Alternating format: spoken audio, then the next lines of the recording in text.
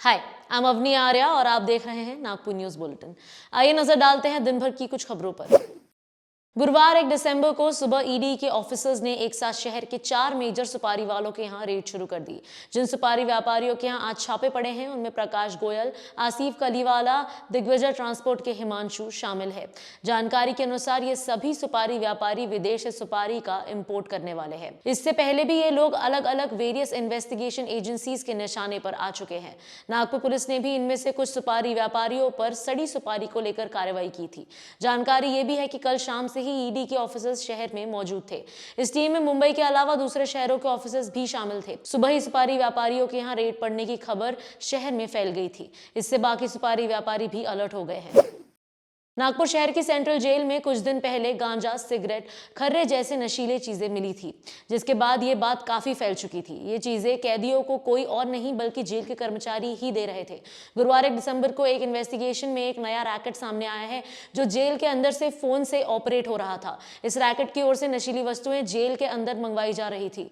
इसमें जेल के गार्ड भी शामिल मिले हैं। पुलिस ने इस मामले में 5 आरोपियों को गिरफ्तार किया है, जिसमें 2 जेल गार्ड भी शामिल है।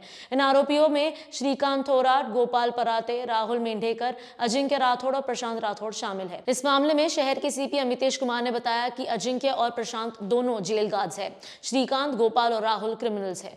उन्हें करीब 1.5 साल पहले एमपीडीए लगाकर जेल भेजा गया था। ये सब सेटिंग करके जेल से गांजा और दूसरी चीजें मंगाते थे। इनका रेट भी फिक्स था।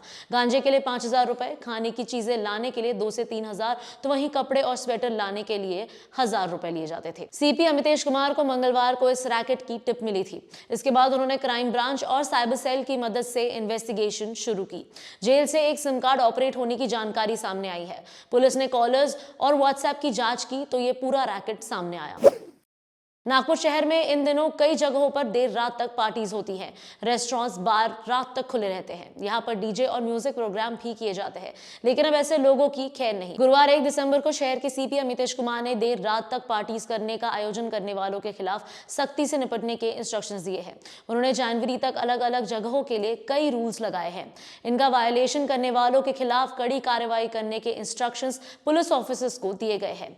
ये रिस्ट्रेनिंग ऑर्डर 25 नवंबर 2022 से लेकर 23 जनवरी 2023 तक लागू रहेगा। इस इंस्ट्रक्शन के मुताबिक hotels, bars, restaurants, banquet halls, lawns, खुले मैदान और दूसरी जगहों पर म्यूजिक प्रोग्राम, डीजे पार्टी के लिए सीपी ऑफिस के परमिशन लेनी जरूरी है। इसके साथ साथ कई रूल्स और भी लगाए गए हैं। बुधवार 30 नवंबर को लक्ष्मी भवन चौक के क्यूबा हुक्का पार्लर पर क्राइम ब्रांच की यूनिट 2 की टीम ने रेड मारकर ओनर समेत 2 लोगों के खिलाफ बर्डी पुलिस स्टेशन में मामला दर्ज किया है। जानकारी के अनुसार लक्ष्मी भवन चौक के गोतमारे मार्केट नाम की बिल्डिंग के दूसरे फ्लोर पर क्यूबा कैफे नाम से यह हुक्का पार्लर चल रहा था। देर रात तक चलने वाले इस पार्लर की गुप्त जानकारी मिलने के बाद क्राइम ब्रांच की टीम ने रेड मारी तो पार्लर ओनर प्रफुल्ल चौधरी और उसका मैनेजर अविनाश नाइक ग्राहकों को हुक्का पिलाते हुए पकड़े गए। पार्लर में अचानक हुई इस रेड के कारण यहाँ बैठे कस्टमर में हड़कंप मच गई। इस पार्लर से टोबैको के पैकेट्स, 5 हुक्का पॉट्स, 9 चिल्लम जब्त किए गए हैं। बुधवार 30 नवंबर को शहर के कबाड़ी वाले की दुकान में भाजपा के फॉर्मर एमएलए के अवार्ड्स और ऑनर्स मिलने के कारण ये बात शहर में फैल गई।